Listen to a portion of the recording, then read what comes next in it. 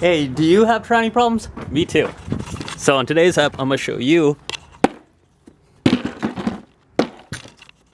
strike two. Change one of those, a transmission, in your 6th gen Honda Accord. So keep watching, I'll show you how to do it.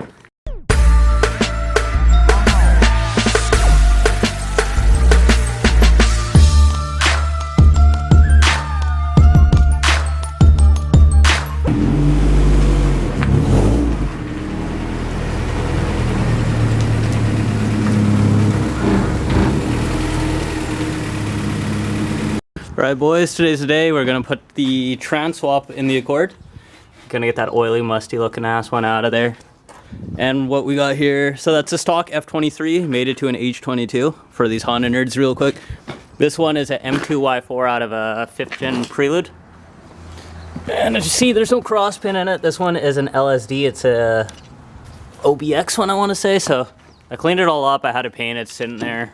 We're just gonna wing it, and I might need some parts here and there. Might need to make a parts run. Who knows? We'll see. Yeah, for you guys just tune in. This should just be a straight walkthrough. If you want to know how to do a clutch on one of these 6th generation Prelude, 6th generation Accords, 97 to 01 or whatever it'd be. This body style Accord. So let's put down the camera. We're gonna jack it up in the air, drain the fluid out, and I'll show you how to do that. So wheels off. We're gonna take off this. Center nut, same one that we loosened on the ground a second ago. Comes off pretty easy. Usually this one's a pain. I had it off before the first time with a chore.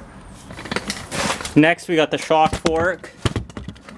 This is where the camera's gonna be. We're gonna have a 17 mil through bolt, I believe so. 17. That's 17. Next, with shock bolt loose, we're gonna undo the 17 mil on the lower ball joint, or 19 mil I think. And I'm also gonna take off the tie rod as well.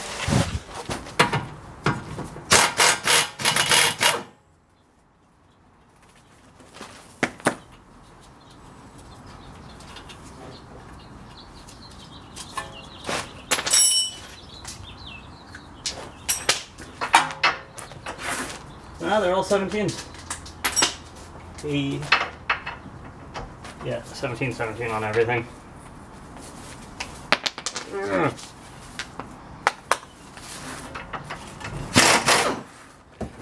Next up, you want to thread the nuts back on just slightly, because we're going to have to break the taper loose on this joint, which you probably all know of. Strike it.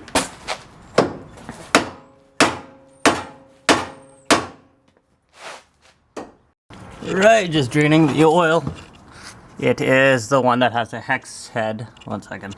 What the hex? It takes a 3/8 drive, just use your regular ratchet in there. Pop her out. It only holds like 2 liters. You can use Honda MTF. If you're broke, you can use engine oil, 10W30. You already know what I'm gonna use. Yeah, and then after that, you can go pop the axle out. I'm gonna grab the you gotta use a pry bar for that. I'm gonna grab it. Okay, so I'm gonna film out here. Slow zoom. That's the axle here. Grab my pry bar, just gonna pull behind it, and you wanna do it in like a sharp. There you go. You gotta really strike it to pull it out, but after that, there you go. Pull that out. Right in. So we get that, dude.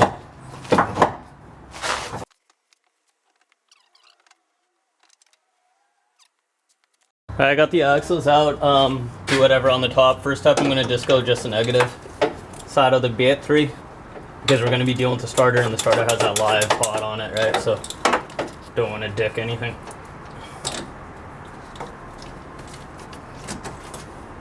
Okay, we're going to take off this cold air intake. If your car has an air box, and it's going to be the same steps, but there'll be similar steps, but different. So take off the PCV hose. Bingo, this should yank out. Should just yank out. Pop. There you go. Feel free to just fuck check this. There you go. So much room for activities. swing you over here. Oh, it's dark. Let me get some light up in here. Got the best shot that we could get. We're gonna just disconnect anything wire-wise. We're gonna have reverse light switch right here, I believe. This one has 2 bullet connectors. They normally just pull up right here, but I think it might be easy. This is just an oily fucking mess. Just gonna take all the bullet connectors. Just like that, bullet connectors are off. What else? We got the vehicle speed sensor, which is gonna be way in the back. Might do that after. And then the starter wires, which we'll see here in a second. Alright, so my camera battery died. What we're going to do is we're going to take out the shift linkage before going to the VSS. So this is a shift linkage. You're going to have one vertical and one right here parallel. As you see, you'll have a so once the cotter pin's pulled out, you can pull up the washer and the shift linkage will pop right out. Easier. Here you go. I'm going to take off the clutch slave. We got 2 12 mils and the hard line's also being held by this bracket right here on top of this antler. 10 mil. And once that's out of the way, we could just swing it. Because I need to get my hand in here because the VSS, the harness, is just giving me some trouble, so gotta clear that out. Do this off camera, got the starter out. The top bolt's a small 14 mil. The bottom one is a long 17 mil.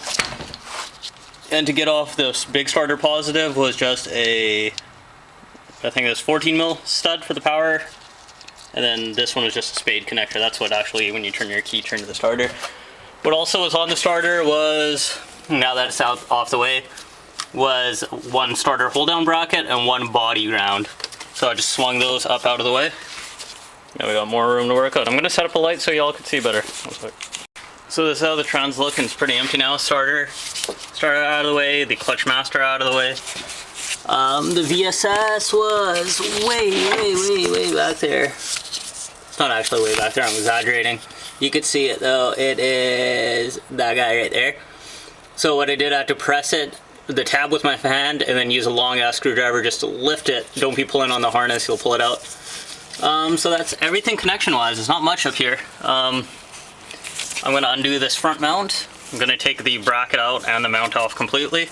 This mount's going to be holding it, so no worries about that. And then the rear T-bar is going to be a pin. I'm going to take off that front mount, and then we'll go from where we go from. So I got the front part disconnected up here. I'm going to try leaving that mount in. What I took off was the bracket, which had 3 of these guys. And then this is for the clutch slave, the bracket. This one I might have to transfer over to the new trans. Alright, so just taking the bell housing bolts off the car, I'm just going to show you the ones that I did right here. Yeah, so I got, they're 17 mil. This one's 2 up top by the distributor area. This one, see where the slave cylinder is going to be? There's 1 down here. That's a 17 mil. And just for comparison's sakes, my bolts might be out of order. What I took off the car are in order. I'm just saying when I did the engine, but it looks like the slightly longer one's going to be down here. But then these 2 are should be identical. Yeah, so sticks up the red, yeah, so these 2 are going to be identical. Okay, we're underneath the car. We're going to take this half shaft out. This one goes into the axle, which goes to the trans on the driver's side. So we got 3 bolts, 1, 2, 3. Pop it out. We're going to also drop off this inspection cover. Cast iron. Some of them are stamp steel. I don't know which one, depends on car chassis, all that stuff. So we got a few bolts. I'm going to do all this off camera. Then the rear mount, which goes to the, also connects through that bell housing part that bolts the engine to the trans, that top one, I believe so. So you got those, this inspection cover, also that long bolt, and then the half shaft, and that should be all from down here besides all this other stuff, but we'll get to that when we get to that. Alright, so I got that half shaft out, I got the inspection cover out. It might be too dark underneath here. Actually, you can see it. So this T-bracket is out, not out completely, but you can see that it's still on the bushing end back here. That's a captured nut, I believe, so that's going to be a part of the mount. So we're going to have to take the 17 mil up from up top, 17 or 19, one or the other. It's going to be, hope you see it, that one right there. So we're going to take that off. That's going to be a little bit of a pain because it's way back here, but after that, that's about it.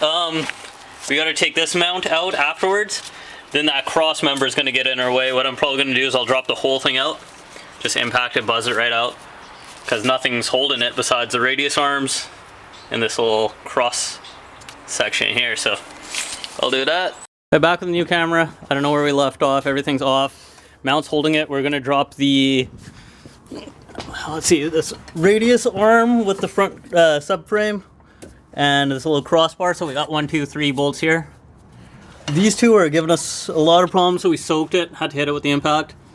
Those two are 19, these three are 17. So we're just soaking them up right now, and then the only thing that's left is these ones. That'll give us plenty of room to take the trans out. Yeah, got her out. These bolts right here for the radius arm gave us problems. Everything else came out pretty good. So now we should be able to see daylight. Plenty of room for activities in here, right? Next up, we're going to support the engine with a block, some piece of wood, tilt the engine, tilt the tranny down a bit, then undo. I want to take out the through bolt and take this whole bracket out while I'm at it with those 1, 2, 3 bolts and then the through bolt. Then as you see, the transmission's already starting to separate. It should just pull it right off and drop straight down after that. This cap on. Okay, got the engine tilted. Let me see.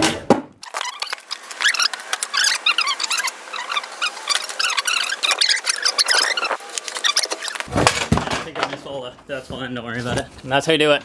Tranny is out. Okay, second take. We're just transferring parts over. We took the power and ground bracket off. Well, the power wire support bracket and the ground off. The reverse light we're switching right now. The VSS, and this is the only kind of problem, had a white insert like this. We pulled that one out, and then on the harness side, this was the one that came out of the harness side. That one pulled out. So I took this off, connected it onto the chassis. It clips in, so we should have a working Speedo. So there she is, all done. Skipped out the part where you have to actually throw it physically back in and put the fluid in. I just used 1030.